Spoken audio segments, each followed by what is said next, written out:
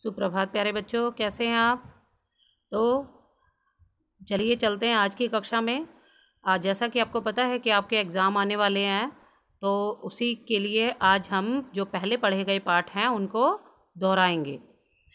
तो आपने किरमिच की गेंद पाठ पढ़ा है अच्छे से, तो ये पहला प्रश्न हमारा उसी से है।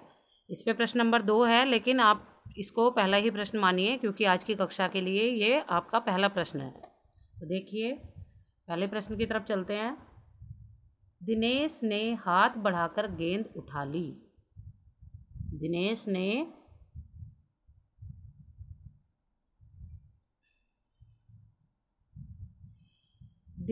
ने हाथ बढ़ाकर गेंद उठा ली। इस वाक्य में दिनेश व्यक्ति का नाम और गेंद वस्तु का नाम है। किसी व्यक्ति, वस्तु, स्थान के नाम को संज्ञा कहते हैं। आपने इससे पहले भी संज्ञा पढ़ी है। तो नीचे लिखे वाक्यों में से संज्ञा शब्द छांटकर लिखिए। तो नीचे कुछ वाक्य दिए गए हैं, उनमें से आपको यहाँ संज्ञा शब्द छांटकर लिखने हैं। तो देखिए पहला वाक्य है आपका, अनिल ने फिर उसकी बात काट दी। तो इस वाक्य में आपका संज्ञा शब्द क्या है, तो बताइए। संज्ञा शब्द क्या है? अनिल। संज्ञा शब्द क्या है आपका? अनिल। तो पहले वाक्य में अनिल ने फिर उसकी बात काट दी, तो ये हमारा संज्ञा शब्द है। उसके बाद अगले प्रश्न में चलते हैं। ख, वह दिल्ली घूमने गई। तो देखिए यहाँ पे पहले वाले में का पर फिर से का पर आते हैं। अनिल ने फिर उसकी बात काट दी, तो यहाँ पर अनिल क्या है? किसी व्यक्ति का नाम है। तो यहाँ पर जो हमारा संज्ञा शब्द है अनिल क्या हो गया? व्यक्ति का नाम। इसी तरह से दूसरे वाक्य में वह दिल्ली घूमने गई। तो देखिए इसमें दिल्ली क्या है? स्थान का नाम है, तो ये भी क्या हो गया? दिल्ली भी संज्ञा शब्द हो गया। तीसरा वाक्य है उसकी पेंसिल खो गई। तो इसमें संज्ञा शब्द बताइए। पेंसिल। पेंसिल क्या है? वस्तु का नाम है। तो पेंसिल क्या है? वस्तु का नाम है। और घा है उसे आज ही बाजार से खरीदा है। उसे आज ही मतलब किसी वस्तु के बारे में बता रहे हैं कि उस वस्तु का आज ही बाजार से खरीदा है। तो बाजार भी क्या है? इस वाक्य में क्या है? बाजार। बाजार क्या है? एक जगह का नाम है जहाँ पर बहुत सारी चीज़ों की खरीदारी आप करने जाते हैं। अब देखिए अगला वाक्य है आपका, अच्छा मैं गेंद ला रहा हूँ। अच्छा मैं गेंद ला रहा हूँ। तो इस वाक्य में आपका संज्ञा शब्द क्या है? गेंद, जो कि एक वस्तु का नाम है। तो पता चल गया आपको कि अनिल पहले उसमें आपका संज्ञा शब्द है अनिल, दूसरे में दिल्ली, तीसरे में पेंसिल, चौथे में बाजार और पांचवे में गेंद। तो चलिए चलते हैं आगे, चलते हैं अब देखिए अगले उस वाक्य में आपका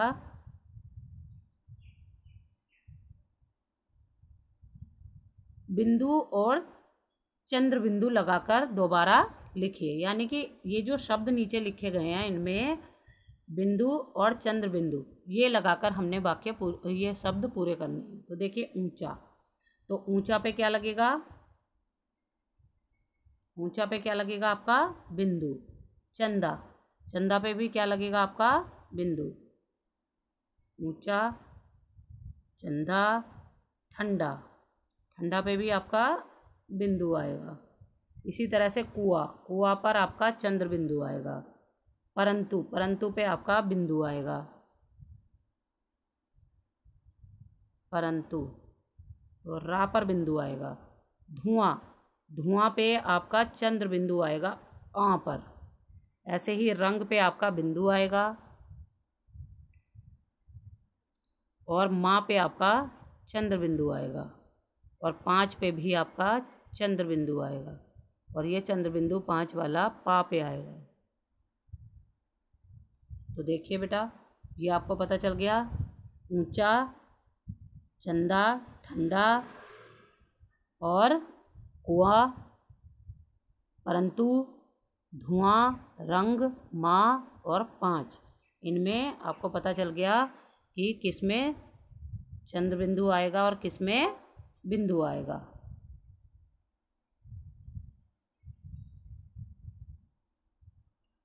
तो आगे चलते हैं, अब अगले प्रश्न की तरफ चलते हैं।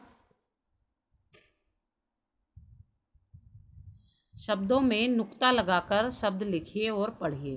तो नुक्ता क्या होता है? नुक्ता होता है कि जब किसी शब्द के नीचे बिंदु लगा होता है तो उसे नुक्ता कहते हैं। जैसे ये लिखा है नज़र, ये लिखा है नज़र, हमें बोलना है नज़र, नज़र यानी जेड आना चाहिए, जे नहीं आना चाहिए, जेड आना चाहिए इंग्लिश का। तो हम क्या करेंगे, इसमें नीचे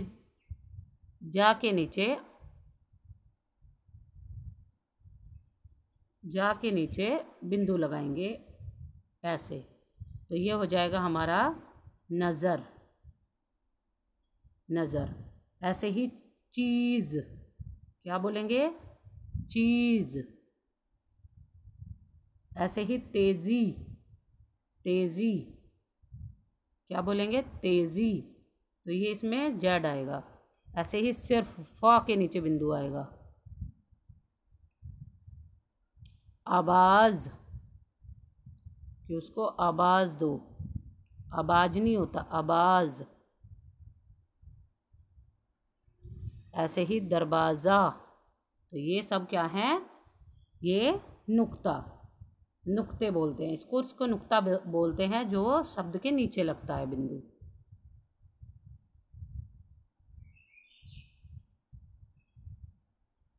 अब आगे चलते हैं अगले प्रश्न की तरफ अपने।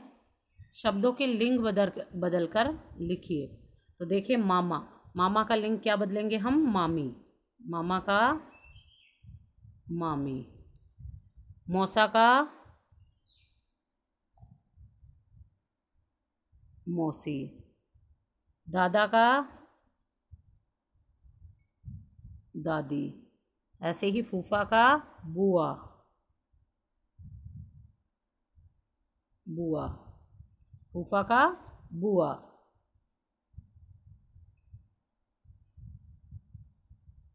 ऐसे ही नाना का नानी। ताऊ का ताई जी।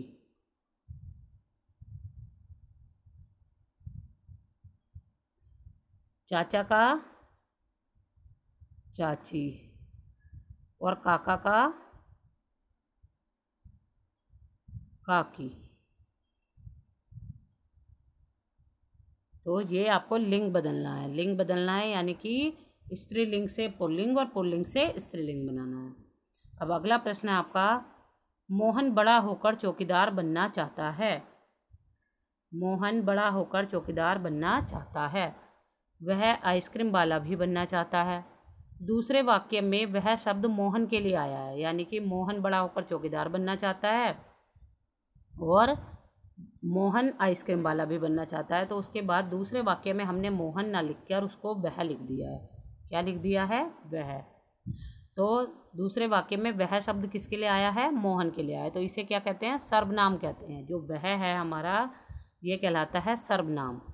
तो जैसे मैं, मुझे, मेरा, तुम्हारा, तुम, आप, आपका, वह, वे आदि, ये सब क्या हैं? हमारे सर्वनाम शब्द हैं। तो अब उचित नीचे लिखे वाक्यों में उचित सर्वनाम लिखिए। तो देखिए, डैश पक्का यकीन था बड़े होकर चौकीदार ही बनेंगे। तो इसमें वे आएगा या उन्हें आएगा? बे पक्का यकीन था, कुछ वाक्य नहीं बनता। तो क्या आएगा? उन्हें पक्का यकीन था बड़े होकर चौकीदार ही बनेंगे। उन्हें, तो पहले वाक्य में आ गया आपका आंसर उन्हें। दूसरा है, तो पता नहीं डैश ही बता दीजिए। तो पता नहीं आप ही बता दीजिए, मुझे ही बता दीजिए तो वाक्य नहीं बनता, तो आप ही बता दीजिए। दूसरे वाले में आएगा आपका आप ही बता दीजिए। तीसरा है, जब रेलगाड़ी यात्रा पूरी कर लेती है तो जब रेलगाड़ी यात्रा पूरी कर लेती है तो अगली यात्रा के लिए तैयार करना होता है। तो क्या आएगा? जब रेलगाड़ी, तो पहले में आएगा, पहले फिलप्स में आएगा अपनी और दूसरे में आएगा उसे। जब रेलगाड़ी अपनी यात्रा पूरी कर लेती है तो उसे अगली यात्रा के लिए तैयार करना होता है। तो ये हो गया। उसके बाद है नीचे लिखे शब्दों को क्रम से लिखकर सार्थक वाक्य बनाइए। पहला है छोटे बच्चों को आइसक्रीम दिया मुफ्त में करूँगा मैं। तो इसको कैसे कहेंगे? छोटे बच्चों को आइसक्रीम दिया मुफ्त में करूँगा मैं छोटे बच्चों को आइसक्रीम मुफ्त में दिया करूँगा। तो क्या बनेगा? मैं छोटे बच्चों को, बाद में आ जाएगा आइसक्रीम मुफ्त में दिया करूँगा। छोटे बच्चों को आइसक्रीम मुफ्त में दिया करूँगा। रात चौकीदारी करूँगा मैं। तो इसको कैसे कहेंगे? मैं, सबसे पहले आएगा मैं रात में चौकीदारी करूँगा, मैं रात में चौकीदारी करूँगा। तो इस वाक्य को कैसे लिखेंगे? रात चौकीदारी करूँगा मैं रात में चौकीदारी करूँगा। यानी कि सबसे पहले आएगा, सबसे पहले मैं, फिर रात में चौकीदारी और ये करूँगा। तो ये आपको पता चल गया कि कैसे इसको सही करके लिखना है। अब देखिए अगला, ख्वाजा सरा के प्रश्नों के सही उत्तरों को रेखा खींचकर मिलाइए। तो ख्वाजा सरा का पहला प्रश्न था संसार का केंद्र कहाँ है? तो बताइए संसार का केंद्र कहाँ है? जमीन। तो ख्वाजा सरा का उत्तर बीरबल ने क्या दिया था? जमीन में अपनी छड़ी गाड़कर उसी को संसार का केंद्र बिंदु बताया। तो पहले का उत्तर हो गया ये। आकाश में कितने तारे हैं? भेड़ के बालों के बराबर आसमान में तारे हैं। संसार की आबादी कितनी है? लोगों को एक जगह इकट्ठा करके लोगों की संख्या बताई जा सकती है। तो ये तीनों को सही उत्तर हो गए, तीनों प्रश्नों के। उसके बाद आगे चलते हैं। विलोम शब्द लिखिए। तो देखिए, नकली का असली, प्रश्न का उत्तर, आकाश का धरती, और विश्वास का अविश्वास।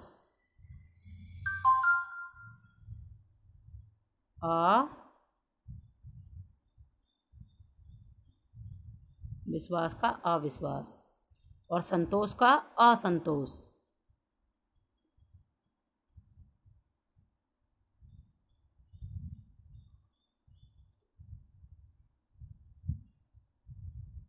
असंतोष, और गलत का सही, गलत का सही। तो ये हो गए आपके विलोम शब्द। नीचे लिखे शब्दों के अलग अलग अर्थ लिखिए। तो देखिए, सबसे पहले उत्तर, उत्तर को क्या क्या कहते हैं? उत्तर को हल कहते हैं, उत्तर को कहते हैं हल। और जवाब, जवाब। ऐसे ही बस को कहते हैं, एक वाहन है बस,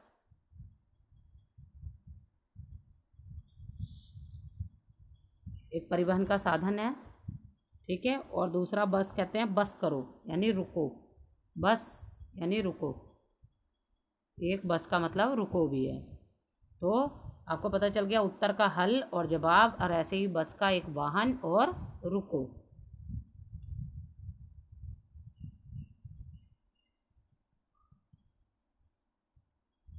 अगला है बाल। बाल, एक तो बच्चे को कहते हैं बाल,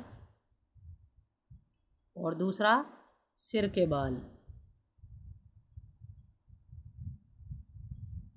सिर के बाल। और मान, मान का मतलब है सम्मान, सम्मान देना।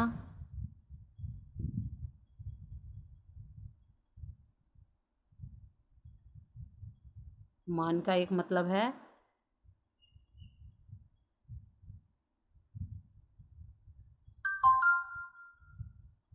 सम्मान, और दूसरा है इज्जत। कहते हैं मान सम्मान या इज्जत, मान कि उन्होंने उनकी बहुत सम्मान किया तो मान किया, और इज्जत कहते हैं कि हमारा तो मान, हमारा तो गौरव, इज्जत, यही है मान, सम्मान और इज्जत। अब देखिए आगे चलते हैं। नीचे लिखे शब्दों को शुद्ध उच्चारण कीजिए और 3 बार लिखिए। तो जहाँपना शब्द को आपको बार बार लिखना है, मतलब 3 बार लिखना है, ताकि इसकी स्पेलिंग्स आपको अच्छे से लर्न हो जाए। तो ये आज का जो रिवीजन है ये आपका जैसा सवाल वैसा जवाब और किरमिच की गेंद पाठ से है। तो आशा है कि आपको अच्छे से सारे प्रश्न और उनके उत्तर समझ आ गए होंगे। तो इसको वीडियो को अच्छे से देखकर और इसमें से आपको जो